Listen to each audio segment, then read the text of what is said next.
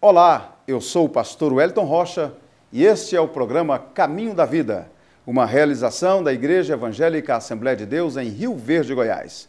Um programa feito para abençoar a sua vida. Continue conosco, Deus tem grandes bênçãos para você.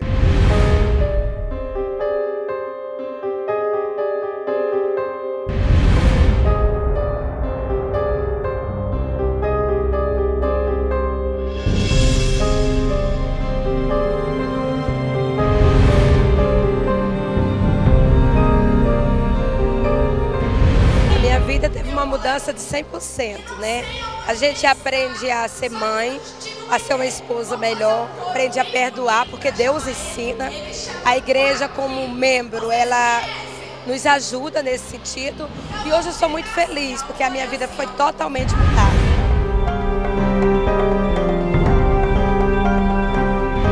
Nós continuaremos a evangelizar, nós continuaremos a ser hospital aqui na terra, pronto-socorro espiritual, onde as pessoas entram doentes e saem curadas, entram tristes e saem alegres. É um lugar onde há mudança de vida, é um lugar inteiramente comandado por Deus.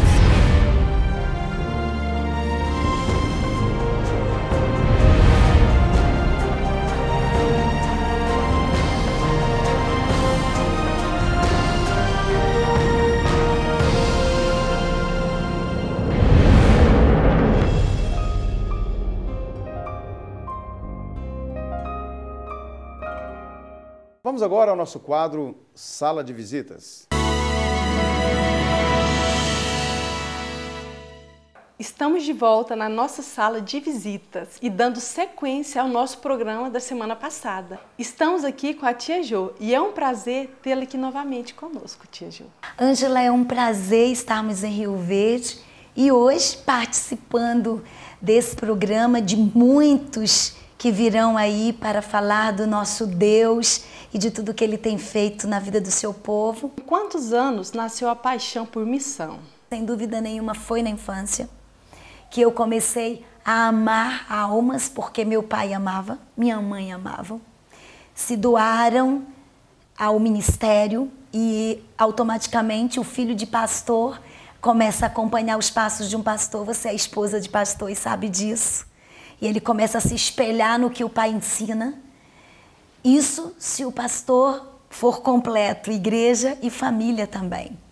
Que é o que eu vejo no nosso querido pastor Wellington, quando vi o seu menino no nosso congresso aqui em Rio Verde, com os braços para cima, chorando, dizendo: eis-me aqui, Jesus, me escolhe, Jesus, eu quero ir, Jesus. Imagens que eu vou levar para o resto da minha vida. O que Deus fez aqui foi a prova que a semente missionária se planta no coração de uma criança que é terreno fértil. E foi na infância que eu senti essa chamada. Lógico que com o tempo ela foi amadurecendo.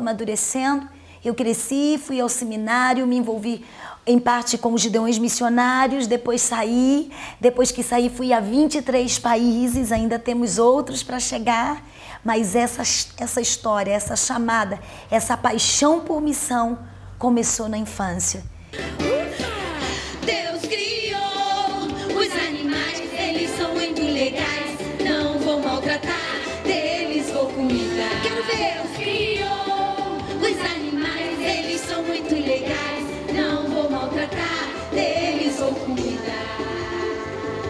Quantos querem dizer obrigado, Jesus? Tá fraco? De novo, obrigado, Jesus. Nós sabemos que o ministério infantil não é um ministério muito fácil. O motivo de você ter escolhido esse ministério? Concordo com você, querida, não é um ministério muito fácil. Eu costumo dizer que trabalhar com criança dá trabalho. Enquanto os nossos amigos e pastores, companheiros das conferências, descem do avião com as suas malinhas, eu desço com 8, 10 volumes gigantes, né? Porque eu tenho que entregar a mensagem para a criança com diferença. E eles estão aí, por todos os lados. Inspirada neles, nós criamos o Juquinha, né? A criança com Jesus é uma bênção. Ministério é trabalho, é servir, é doação. Se ele recebe Jesus no coração porque você se doou a isso, vai ser uma bênção. Talvez um futuro pastor, um político não corrupto. Porque Deus está chamando homens também para envolvê-los no governo da nossa nação. Você pode transformar num pedagogo, num psicólogo, num médico. Mas se não houver Jesus, o traficante pode chegar. E aí? A vida dele vai ficar feia, né? O pedófilo pode machucá-lo.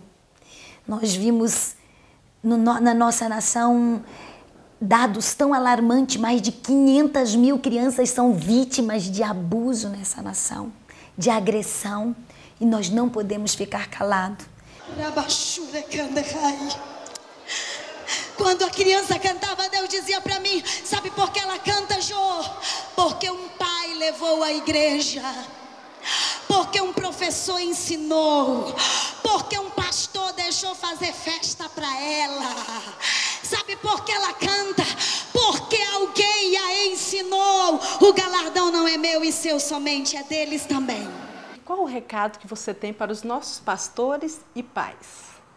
Falando em semente, para os nossos pastores e pais, é mais fácil plantarmos uma semente do que mudarmos uma árvore. Se você andar em harmonia com a igreja, com o que a igreja prega, a família, os pais, derem continuidade em casa, com certeza essa geração fará a diferença. Para nós foi um imenso prazer passar essa tarde com você, querida. Que Deus te abençoe. Eu estou aqui com o pastor Hermógenes Pereira Costa, que é o vice-presidente da Igreja Assembleia de Deus de Rio Verde. Pastor Hermógenes, como o senhor avalia a importância da Igreja Assembleia de Deus para a sociedade em geral aqui na cidade? Olha, nós temos, graças a Deus, tem sido muito honrado pela toda a sociedade, porque a Igreja Evangélica Assembleia de Deus, ela é uma igreja que, graças a Deus, ela tem nome em Rio Verde. Todo mundo acredita.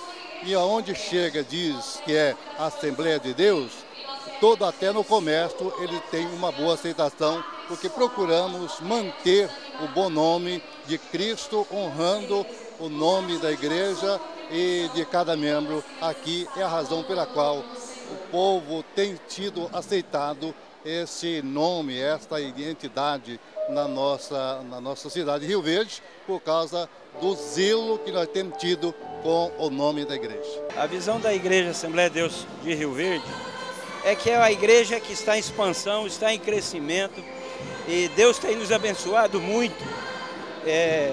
Temos um crescimento que são poucas igrejas dentro do Centro-Oeste que está crescendo como a nossa.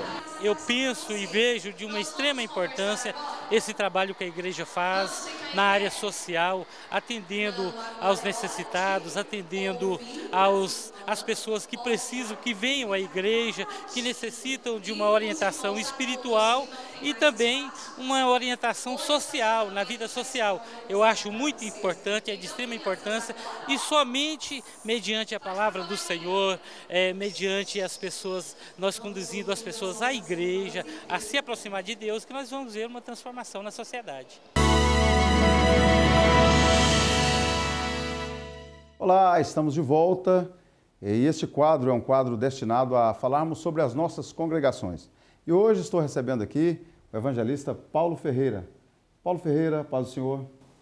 Paz do Senhor, pastor Wellington. Para mim é um prazer em estar participando desse programa que realmente era um sonho da nossa igreja e hoje se torna realidade. E o pastor Paulo está lá no bairro Popular. Como é que estão os trabalhos ali naquela congregação? O bairro Popular realmente está uma bênção, o trabalho onde Deus tem nos abençoado de uma forma especial. O trabalho está em marcha acelerada e a tendência é cada vez mais a bênção de Deus permanecer sobre nossas vidas. O pastor Paulo realizou ali uma festa há poucos dias, a repercussão até hoje, vi algumas pessoas já frutos daquele trabalho, né, que foram ganhos ali naquela festividade. E a repercussão, o que os irmãos acharam daquela festa? Graças a Deus, realmente a repercussão da nossa festa foi uma bênção e os frutos estão lá para quem quiser ver, né? Inclusive no próximo batismo da nossa igreja agora, temos vários irmãos que foram fruto daquele trabalho, que já estão desejosos a passar pelas águas. E nós vamos estar fazendo isso com muita alegria e é o trabalho do Senhor que está em crescimento. Que bênção. Irmão Paulo, fique à vontade aí para fazer o convite, fala o endereço da nossa congregação e dá uma palavra aí para os ouvintes, para que possam também participar lá na sua congregação. Muito bem, pastor Wellington. Eu quero estar convidando os nossos amigos para estar participando conosco ali nos nossos cultos, que são aos domingos, a partir das 19 horas, nas quarta-feira a partir das 19h30 e na sexta-feira também a partir das 19h30. Estamos ali aguardando você para participar conosco das bênçãos de Deus sobre nossas vidas. Eu quero deixar aqui também o endereço ali da Avenida 22, número 882, bairro Popular. Você, amigo, é o nosso convidado para estar participando conosco dos nossos eventos ali naquela congregação. Que Deus abençoe em nome de Jesus. Agradeço a participação e leve o nosso abraço a todos os irmãos ali da congregação abençoada do bairro Popular. E nós vamos prosseguindo nosso programa. Na semana que vem teremos um outro dirigente que vai estar aqui conosco nesse quadro destinado às nossas congregações. Vamos continuando aí com o nosso programa Caminho da Vida, um programa feito especialmente para você.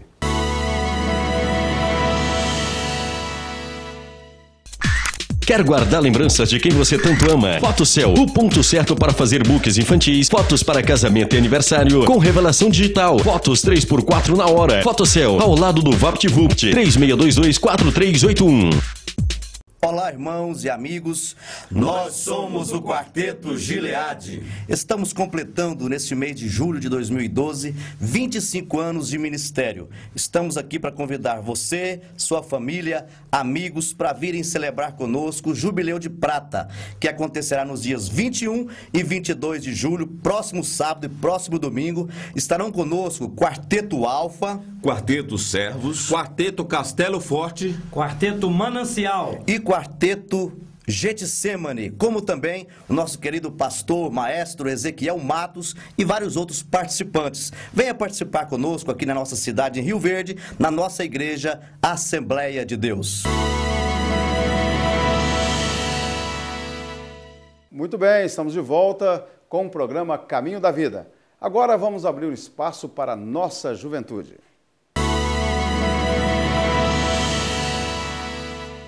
É isso mesmo, pastor Wellington. Nós estamos habituados a ver a mente e o corpo como coisas separadas e acreditar que um não influencia o outro em nada. Entretanto, pesquisas realizadas por médicos e psicólogos vêm provando o contrário e é justamente sobre isso que nós vamos falar hoje. Ao meu lado estão a psicóloga Ana Amélia Vieira Cardoso e o segundo líder de jovens da Assembleia de Deus de Rio Verde, Dario Almeida. Ana Amélia, nós sabemos que as doenças são causadas por diversos fatores, como ambiente, estilo de vida, carga genética, enfim. Agora, é verdade que as nossas emoções também influenciam o aparecimento de doenças? Com certeza, Muriele, é um assunto muito sucinto para os dias em que vivemos, né? Para o estresse que todos nós passamos, para as correrias do dia a dia. E hoje, doenças emocionais, doenças de ordem mental, elas têm crescido muito em nosso meio. Então, o que ocorre? Nós precisamos partir do pressuposto de que tudo ocorre na nossa infância, quando nós estamos em formação de personalidade. Apesar de que a personalidade, ela está em constante mutação. Porém, crenças negativas, esquemas de pensamento são instalados durante a nossa infância. É muito diferente, Muriele, a gente corrigir os filhos, certos comportamentos errados, falando que eles estão emitindo aquele comportamento naquele determinado momento, do que nós generalizarmos o comportamento e então falarmos que eles são daquela forma para sempre. Isso, no dia a dia, no decorrer de todas as correções, os limites que os pais precisam colocar nos filhos, vai gerando neles crenças negativas. Crenças do tipo inferioridade, do tipo incapacidade, crenças de não estima, onde a criança pensa não sou gostável, não gostam de mim, crenças de inferioridade. Isso tudo é instalado na nossa infância, não só pelos nossos cuidadores, pelos criadores, que são os pais, mas também pelo ambiente em que nós estamos inseridos, também pelo fator genético, que é muito importante na predisposição de doenças de ordem emocional. Então, quando nós estamos na fase da adolescência, que o pensamento passa de ser tão concreto para um pensamento mais abstrato, quando nós estamos no início da vida adulta, com toda aquela mutação que a gente passa, né? Seja ela física, hormonal, cognitiva, comportamental. Então, isso é ativado novamente em mim. E essa crença ativa no indivíduo pensamentos de acordo com ela. Ou seja, pensamentos negativos vão gerar emoções negativas e, consequentemente, comportamentos negativos. Porém, entre as nossas emoções negativas e os nossos comportamentos, existem as reações fisiológicas do organismo. Então, isso é o que a gente chama das psicossomáticas, né? Então, tudo está de como eu penso, na maneira em como eu penso. Primeiro penso, depois sinto, depois me comporto. Entre sentir e se comportar, reações fisiológicas. E essas reações, e esses pensamentos, e essas emoções, sendo elas negativas, catastróficas, disfuncionais, vai gerar no indivíduo transtornos emocionais. E os pais levam, às vezes, os filhos ou os parentes, os familiares, até um atendimento médico e não descobre o que a criança, o que a pessoa tem. Leva novamente em outro médico, não consegue diagnosticar corretamente e leva para aquele lado, não é nada. Né? Ou seja, está querendo chamar atenção de uma forma ou de outra. Então, ficar realmente atentos e procurar um profissional da área se tiver dificuldades em auxiliar a pessoa com isso. E quais são os possíveis problemas que são decorrentes da falta de tratamento com relação às doenças emocionais? Um transtorno depressivo, ele surgiu. A pessoa passa por um problema depressivo. Não trata da maneira correta, porque às vezes o paciente começa a tomar um medicamento, começa a fazer um tratamento psicoterápico e vê uma melhora inicial e abandona o tratamento. Fica por um período de tempo bem, quando esta doença recorre, ou seja, quando ela volta a aparecer, ela já vem mais grave, o que pode evoluir a transtornos às vezes mais severos. Quais seriam as doenças emocionais que mais afetam os jovens e como esses jovens podem lidar com tais doenças? Bom, hoje nós temos o fantasma da depressão, né? Porém, também há uma generalização desse termo. Às vezes não é simples e puramente uma depressão. Existem transtornos que têm comorbidades com outros. Às vezes eu tenho uma depressão, comorbidade com pânico, ou a doença principal é o pânico, que também vem trazer uma depressão. Somente o psiquiatra ele terá condições de diagnosticar mais precisamente qual tipo de transtorno você tem. E por falar em jovens, Dario, que é o segundo líder de jovens da Igreja Assembleia de Deus de Rio Verde, como que você avalia a importância da igreja no combate às doenças emocionais? Muriele, as doenças emocionais, como nós já temos visto o parecer da psicóloga, a doutora Ana Amélia, são doenças muito presentes no nosso contexto social nos dias de hoje. E na igreja, nós temos convívio com diversas pessoas, com jovens de diversas classes sociais, de diversos níveis de instrução. E nós também temos encontrado diversas pessoas que sofrem de doenças psicológicas. E nesse contexto da igreja, do meio da igreja, nós temos uma possibilidade de, com a interação social, juntamente com os jovens, com a palavra de Deus, com os grupos onde nós nos reunimos, nós compartilhamos as nossas experiências, as nossas ideias, nós compartilhamos os nossos conhecimentos, nós temos a possibilidade de evoluirmos, né, e chegarmos a uma evolução até no problema que alguma pessoa vem passando. Eu agradeço muito a participação dos meus convidados e, para finalizar, Dario, que é segundo líder de jovens da Igreja Assembleia de Deus de Rio Verde, faz um convite a todos vocês que estão nos assistindo. Muito bem, com muita alegria que nós gostaríamos de convidar você que nos assiste nessa oportunidade a fazermos uma visita na Igreja Assembleia de Deus, na cidade de Rio Verde, para estar participando dos nossos cultos. E para você que mora em Rio Verde ou na região, ou se porventura estiver passando pelo estado de Goiás, faça-nos uma visita na Igreja Assembleia de Deus de Rio Verde. Você fica agora com a nossa agenda. Participe de nossos cultos. Domingo às 8h30, Escola Bíblica Dominical. Às 19 horas, culto evangelístico. Vamos evangelizar, vamos ministrar Deus na vida dessas pessoas, para que eles possam escapar do inferno, porque Jesus está voltando.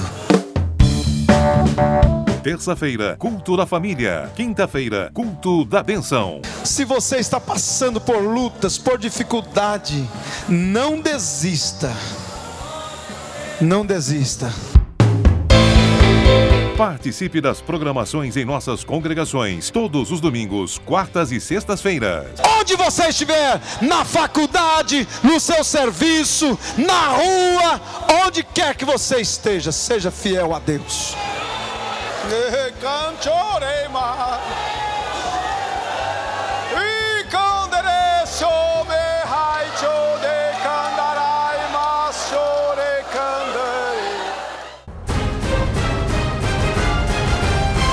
Igreja Assembleia de Deus, Rio Verde, Goiás. Rua Costa Gomes, número 1480, Centro, Rio Verde. Bem, estamos de volta e vamos à palavra de Deus. Hoje nós vamos refletir baseados em um episódio interessante. E esse episódio aconteceu no início do ministério de Jesus na Palestina.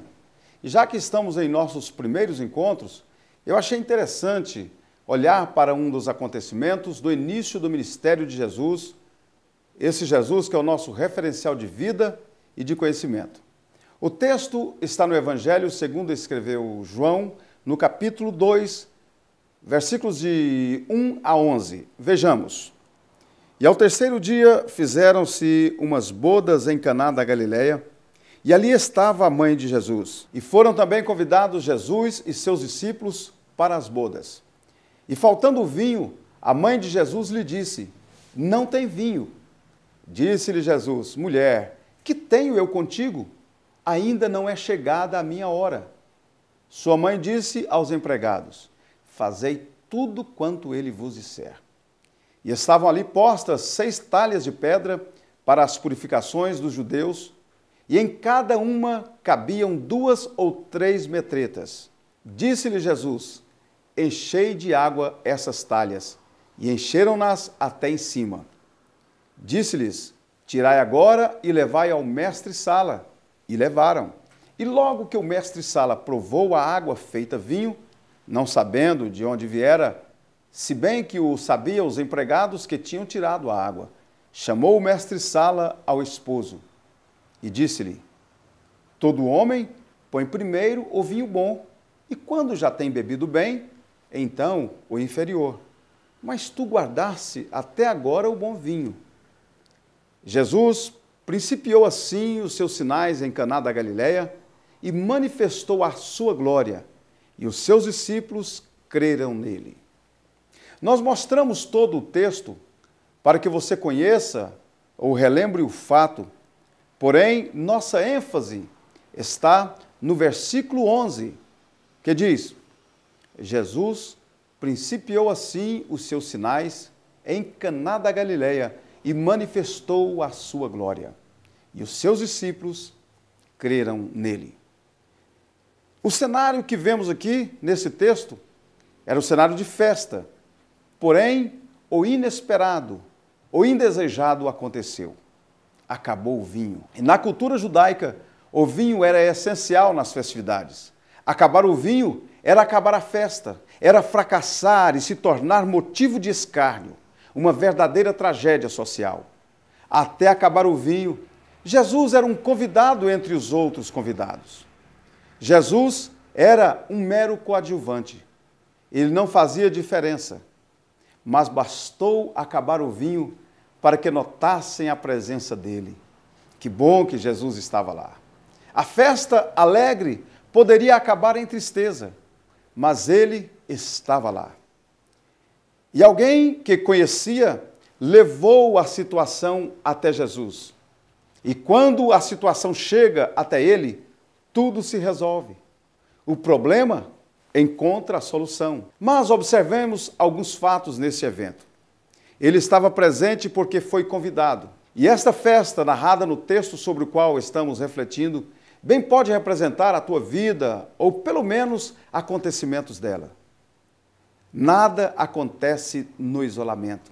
Sempre há convidados que participam de tudo o que acontece em nossas vidas. Comigo é assim e com você não é diferente. A questão é, quem são os convidados? A maioria você não poderá escolher, mas alguns você pode escolher.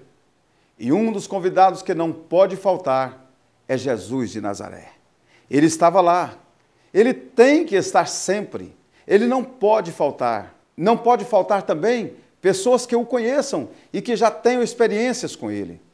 São essas pessoas que, quando ficam sabendo que as coisas não vão bem, falam para Jesus, pois fazem questão de que Jesus sempre esteja com elas onde quer que estejam. É bom conhecer essas pessoas.